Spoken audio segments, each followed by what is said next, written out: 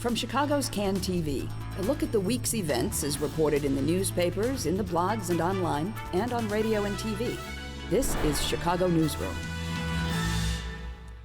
Well, hi there and welcome to the show. It's Chicago Newsroom here on CAN TV, and it has been, let's just put it this way, a fast-paced couple of days in the world of public education in Chicago, and there are lots and lots of moving parts that are still kind of spinning. Governor Rauner has announced that he's signing that part of the state budget that deals with education. So that means that checks are going to roll in August to school districts all over Illinois, and schools have some certainty about their budgets, so that's good news. CPS attempted to get a delay in that massive $635 million pension payment that comes due in a couple of days. Everybody thought it was a done deal, but then that failed, at least for now. So the check has got to be cut, apparently, in the next few days, unless they can work something else out, and we'll talk about that. And since the school system says paying is going to require all sorts of cuts at the classroom level, they turn to what else? Borrowing. That came up at the last minute yesterday. So last week we talked here about the city of Chicago borrowing $1.1 billion to raise cash to pay other bills it can't pay because they don't have the money to pay the bills they, you know how that works, right? And yesterday it was CPS's turn to borrow $1 billion in a unanimous vote, but a kind of an hinky vote. We'll talk about that a little bit later on in the show too. So when things get really complicated, we have to call in the experts, and we have the experts with us today. Lauren FitzPatrick is here from the Chicago Sun-Times education reporter. Glad to have you back, Lauren. Thank you for being here, because I know that it was a late night last night. We were all out late, all three of us. And here we are back. Sarah Karp. I can't say it. I just can't say it. She's a senior investigative reporter at the Better Government Association. After, what's it been, something like 60 shows you've done here from Catalyst? Yeah.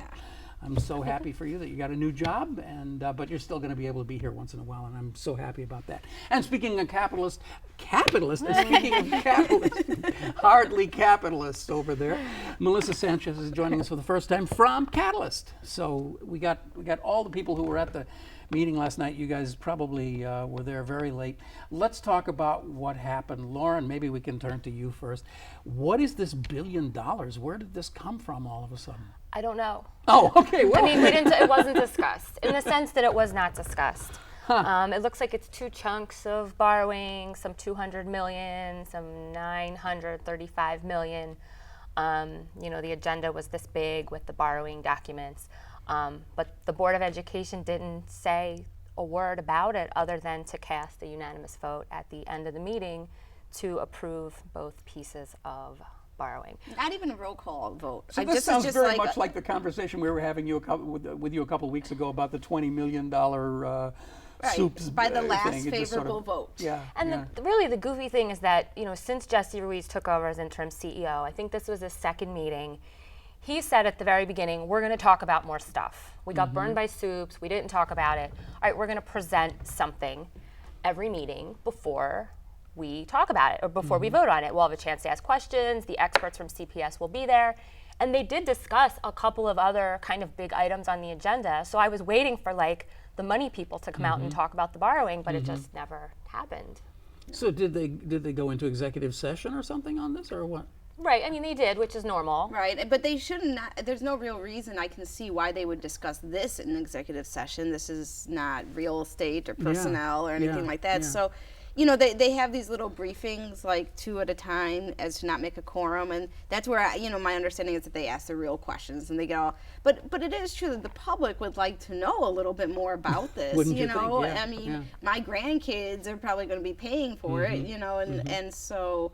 Yeah, you'd think they would have a... I did think it was interesting that during the public comment section, nobody brought it up either, though. It came from both sides. Both CPS officials didn't talk about it. Well, again, forgive me for this, but a week ago, was this even being talked about publicly? That's the thing. That's a crazy... when did this first come on the horizon? On Monday, On Monday, right. And the crazy thing about the way the Chicago Public School Board meetings are set up is that you have to sign up a week and a half in advance. So... I'm sure when people signed up, they had a reason to sign up, and none of them knew this was going to be on the agenda at that very moment. So I don't know. I mean, it's a very interesting diverse group of people who came to talk last night for public participation. But this is tax anticipation funding, though, right? I mean, they're borrowing $1 billion, and they're going to sell it to the banks on the premise that, oh, we're going to be getting this money over the next 30 years or whatever it is in real estate taxes, or I mean property taxes, presumably. But we don't even know that. Well, that is what the documents say. So there's like the $935 million is coming from next year's tax anticipation revenues, and they've been doing that for like 6 or 7 years at least. CPS has, and the other amount, the $200 million. So was that coming out of the $500 million credit line that they pulled last year? That's what it sounds like, but it's very confusing. I mean, the documents are 200 pages. I don't know. I get very nervous about talking about the details of these bank things. I'm just sort of like, okay. There's a guy at where I work that used to work for Cranes and knows a bit about banks, and he read it through, and he's just like, he didn't see that there were that many clear terms for the $900 million. That it was very vague, and a lot of blanks were left, and so they might actually be negotiating some of the details of that now. But they needed a board vote, so they had to get their unanimous board vote. Let's talk just a little bit about the composition of the board, because I'm still confused about who's on and who's off. I mean, there were a bunch of changes that were made a week ago, or whenever that was, 2 weeks ago. There were 5 people there last night. I just read from you guys, it was 5 to nothing. 5 with voting power. 5 with voting power. Jesse Ruiz technically is still a member of the board, so he's number 6, but as interim CEO, he can't vote. And then there were actually 2 new board members who'll start in July, but they don't have voting power yet because the people they're replacing are still on the board. But they weren't there. Only one of them was there. Gail Ward was there. No, didn't he say both of them were in the audience? Didn't he say Furlong and the other woman was in the audience or something like that? Yeah, no, they were sitting over on the side. Yeah, that was at them. I'm pretty sure that was them. I was sitting all the way in the back, so it was sort of hard to see. I didn't. But then, did they stay and go to the closed session? I don't think so. That's kind of weird. They should not have been in closed So, session. okay, they might have needed the banker's expertise. Right, that's right. We shouldn't spend a lot of time on this, but are you saying that there were legal board members who were present but they didn't participate? They were sitting in No, the they did. We're saying the ones that are the ones oncoming, who have been appointed but right, haven't. I see. have yet to Although take one of the office. new board members had already been inducted into the board, Gail Ward, a former principal. She's replacing Zopp, who resigned. Who resigned, so, okay, all right. Well, anyway, so we only have 5 board members, and I mean, this is something that I think I have a sense that the public is getting more and more outraged about this, that you have this just hand-picked, quiet system that nobody understands, and these people all are picked presumably because they're going to vote in lockstep with the mayor, so the mayor's choice is the mayor's choice. There is no discussion about any of this. Now, it's entirely possible that, this $1 billion of borrowing was a good idea, but if it wasn't discussed in any way in public, it's kind of weird. Yes. And yet, in the CPS world, it's not. But to your normal person, yes, it's bizarre. We were all actually kind of weirded out last month when they talked about some things. So, So this is not weird as the normal is weird as normal when you're covering the CPS. Do you have a sense that the mayor is in any way opening up about public participation at the CPS? I mean, we've heard from him that he's, that he made these changes at the board for reasons that we don't understand. Can you give me any sense of whether the board has any role other than just simply to rubber stamp the mayor? Do you get any sense of that? Well, they do go out to schools. They visit schools because they say, "Oh, I went out to that school." But whether they, I don't know. What do they have to tell the mayor in order to be on the board? We do know from Melissa's story that the people did say no. That he asked some people and they were like no because they weren't sure that they wanted to buy that whole thing, or they had family obligations, or they just didn't want to take the time. But certainly, the picks that he made, while one of them comes from a community-based group that gives scholarships to African-American students. These were not household names of community activists or people who you just regularly knew were in the education realm, or they might be very nice, fine people, but they're not those people. Yeah. Well, okay. So let's talk about the about this 40-day extension thing. I don't know if it's really that big of a story anymore. It was yesterday, but the mayor said he can't make the payment for the pension, $635 million or whatever it is, and he needs a few extra days to patch the money together, right? And Springfield said no. I mean, that's essentially what happened. That's the gist. But what really happened? Oh, I mean, I know what really happened. Excuse me. I mean, the idea of the delay was that the tax, money will be coming in August, money which is not in their pockets now. Yeah. And if they could have the 40 days, then they would have access to be able to make the full pension payment as opposed to no payment, which the pension fund was not going to go for, or even a partial payment, remember, which was getting batted around for a while too. There's been gossip floating around, and I will just tell you the gossip that I've heard, which is unconfirmed, that the Republicans were about to be able to take credit for solving the CPS problem, right? So if the deal, which was supposed to be a done deal, then got pushed off, here comes Mike Madigan to the rescue a week later, just in time, and he gets to save the day instead of the Republicans that were willing to cross the aisle and vote in support of the 40-day delay. So, maybe we believe it, maybe we don't. Yeah. I don't know. I mean, this is this is the political intrigue that fuels this program. We love this kind of stuff. But Ben Joravsky is out this morning with a really interesting piece about the Madigan, Rauner, and Mayor Rahm triangle and who's jockeying for what power. And it does seem rather interesting that the rumor is that the mayor didn't work with Madigan, that he worked with Rauner and some other people, and Madigan got his nose out of joint about that and scuttled it. But this is a different version of it. I mean, clearly CPS thought that this was going to happen because Jesse Ruiz, somebody packed him up into a car and sent him down there to appear before committees and sit in the full house and everything else. I mean, he was there to make his case and turned up in person.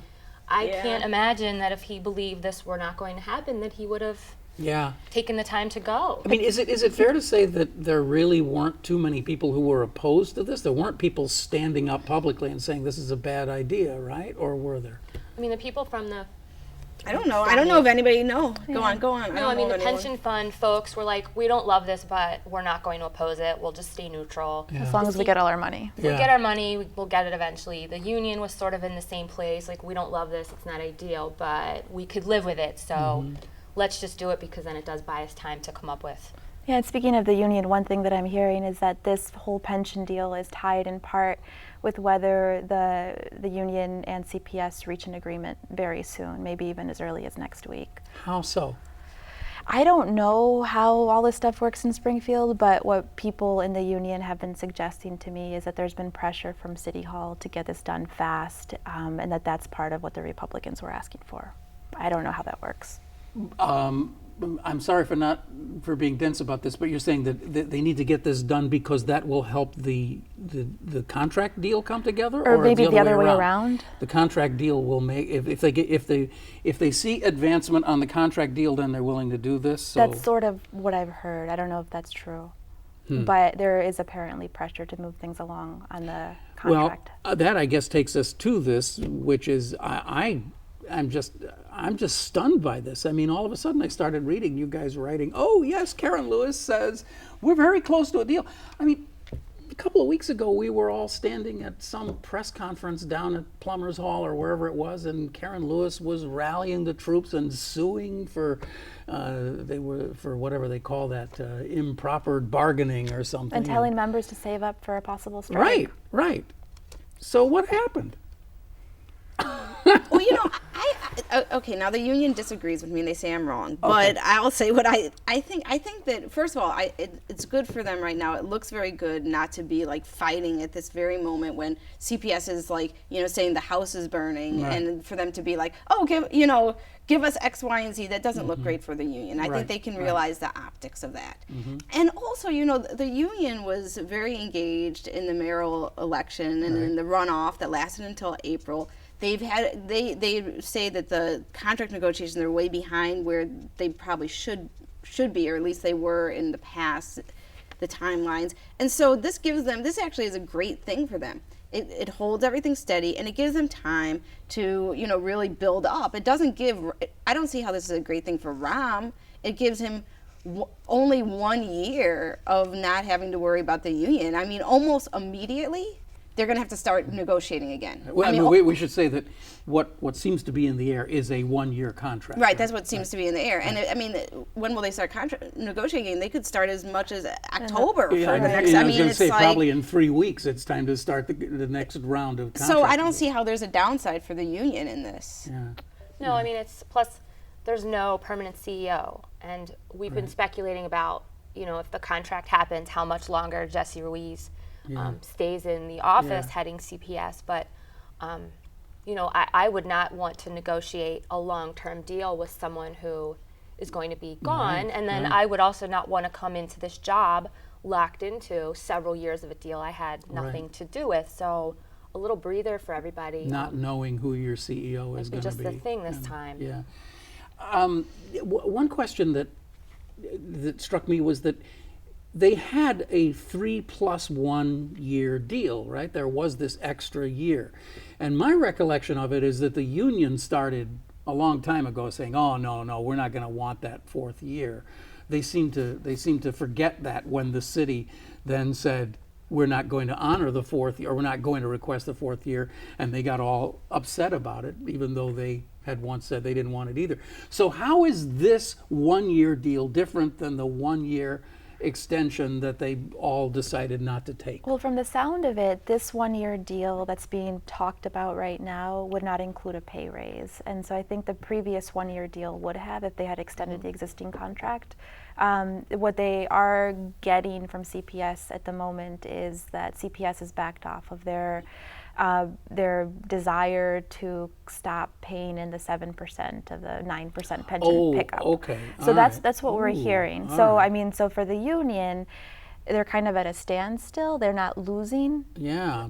And then it gives them time to rally their troops who are pretty exhausted. And I think there's some sort of internal do we like the direction the union's going in right now? Well, that's really big if that's in there then, because again, it's one of these complicated things. The pension pickup is this, I mean, you tell me, it's this historic thing that goes back years. It's a way of giving teachers a pay raise without it being a pay raise. Right. It goes back to like the whole Illinois School Finance Authority, right? So, that was like, 1979 or something like that. I think 81. 80 or 81 when you're right. So, so that was a long time ago. Yeah, and it was a way to like give them a raise without actually giving more money, which is a lot of the trouble that we've had gotten into right now. Is just so sorry. Oh, I just remember when Karen Lewis was pish-toshing the idea of the 4th year. I mean, I think she hoped to do more public negotiating to muck up the mayoral elections too. I mean, I think she was hoping that they could really hold Emmanuel's feet to the fire for that 4th year, and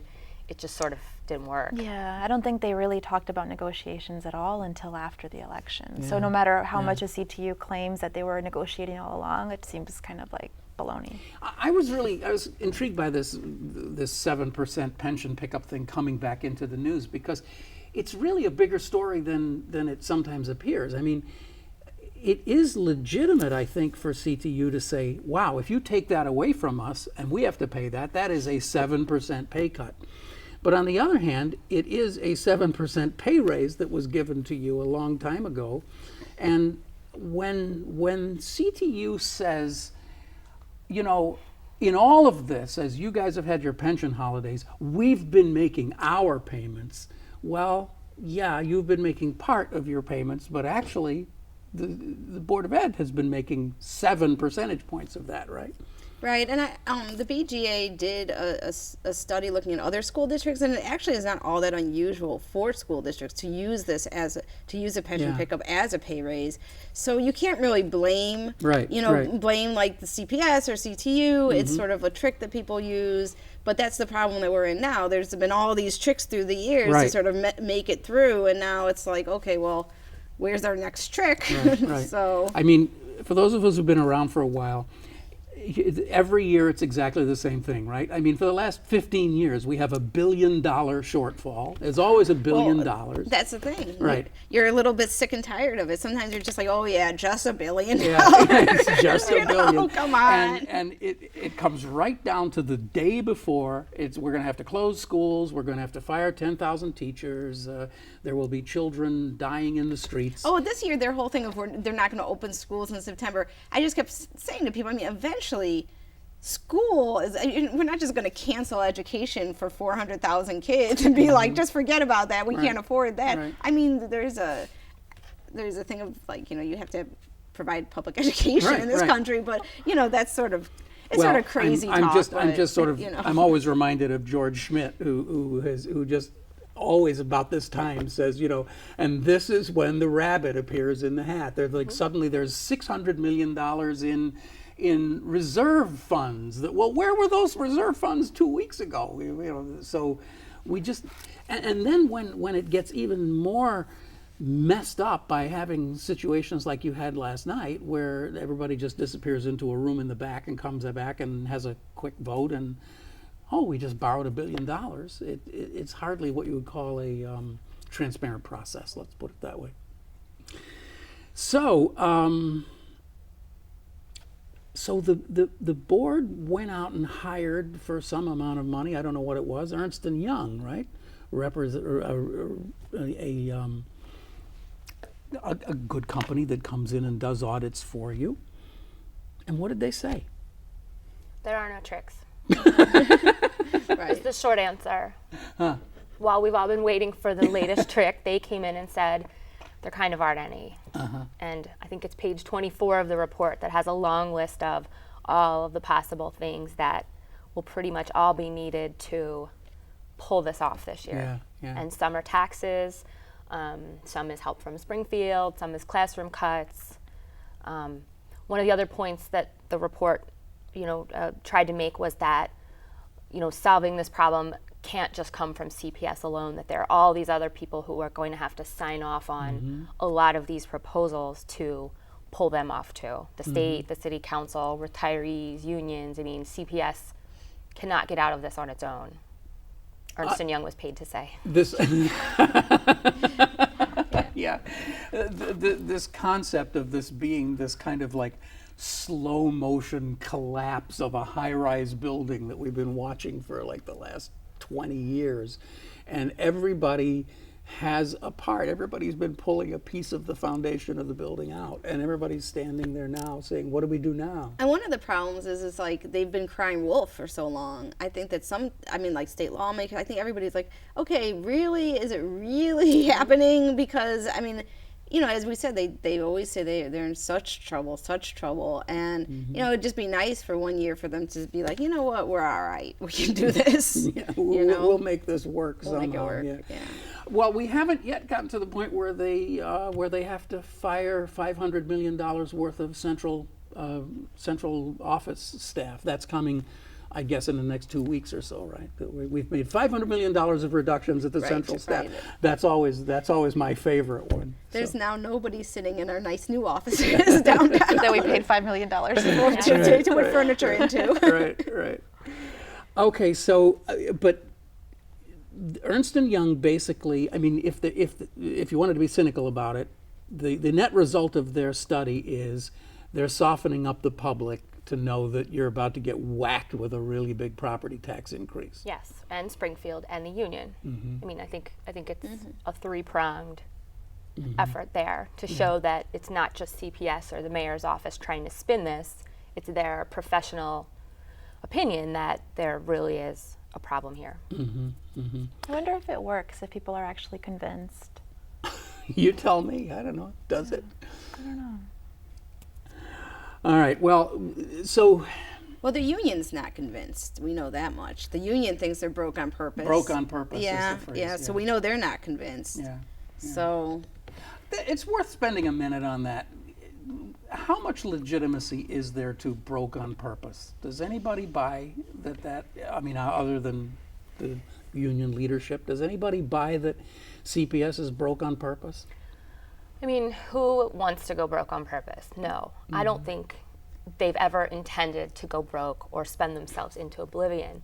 But I think the union would argue that that's like a cute way of saying that they're not acting like they are actually in financial crisis, that they keep spending on big ticket items and things that are not working, like the Aramark contract, for example, the soups contract, which has blown up in their faces. Right there, They continue to open new schools that, like, they're not acting like they're actually broke, and that they're digging themselves in even deeper. And committing themselves to more and more charters, which of course costs the system a lot of money. At a time when there aren't more kids, and there's lots of capacity across the system. I mean, there are neighborhoods where the schools are very crowded, and they probably could use some sort of release, but overall, I mean, there's still more spots than kids, so why is the district investing a lot of money in building entirely new schools from the ground up when they can't pay for what they already have? Can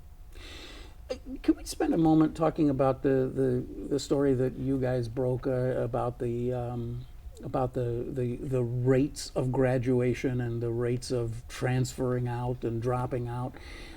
We talked about it at great length here a couple of weeks ago, but is there anything new on that? The CPS is they're touting these great numbers, but they're not so good. well, I still think there's an increase in young people graduating. However, I will put that caveat that I do think that there's a fair number of diplomas that are coming from alternative schools, and some of these alternative schools are, these online schools that they're not like, really the idea of the best quality diploma. But also, in doing that story, one thing that Becky Vivi and I from BZ came across was, people talking about how they, these kids weren't really dropouts. They were just being transferred. There's all this like transferring and all this like playing with the data, and so, we just went back and we sort of FOIA'd like, where do the kids go when they're transferred? And what we found out was that thousands of kids are being transferred when they really should be dropouts. So like we found crazy things in the record, like transfer to motherhood. Well, that's a dropout, obviously, right? Transfer to motherhood. I know, that poor child. But and congratulations, your new school is motherhood. I know. I said I was saying it's an education, but not one that you get a diploma for. But also just like a lot of it is that they'll put transfer to a GED program. And state law says that GED programs are, if you transfer to a GED program, you essentially are dropping out. You're not getting your high school diploma, you're getting an equivalent of a high school diploma. And not only that, but there's really no way to confirm that somebody signs up in a GED program. You don't have to send transcripts. So the process of a student comes to you and says, I'm leaving school. You're supposed to then, if you say they're transferring, you're supposed to then send their records somewhere. And I just think that whole process is broken. And you talk about broke on purpose. That might be what it is. Yeah. Sarah, I'm sorry we have to drop it there. And, everything, this is one of these shows where at the end of the show, everything is just completely up in the air. We don't know. We'll have to check back again sometime.